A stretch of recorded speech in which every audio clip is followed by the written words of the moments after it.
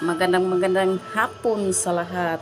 Oh, ito na yung hinahanap nyo, yung mga rare na coin, mga luma. Mga luma. Ito din eh. Nandito na. Saka yung tag 25 cents. So, ito na. Itinago ko lang ito para kung may bumili, ibibinta ko. Marcos. Panahon pa ito ni Marcos na pera. 1972. 1972.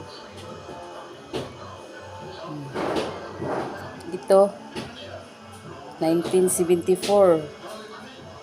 Itong parang silver. Ano to, silver?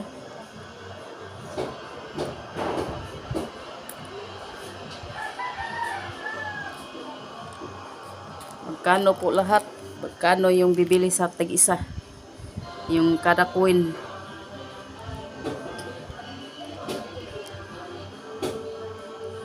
Contact nyo lang ako. Meron din oh. Hindi yan naman ginagamit yung mga coin na to. Philippine coin pa naman to, pero hindi na, ayaw na tanggapin sa mga sa nagbibinta or bumibili. Yung mga sukli-sukli ayaw na. Kasi piso nang kailangan, hindi na tig 5, tig 5 centavos, 10 centavos, 25 centavos, ayaw na sa mga tao dito. Kaya iniipon ko na lang. 1 piso. Iba-iba yung ano nila, hugis.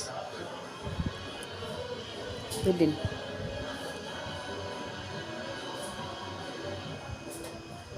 Pareho naman si Rizal. Puro ito 1972.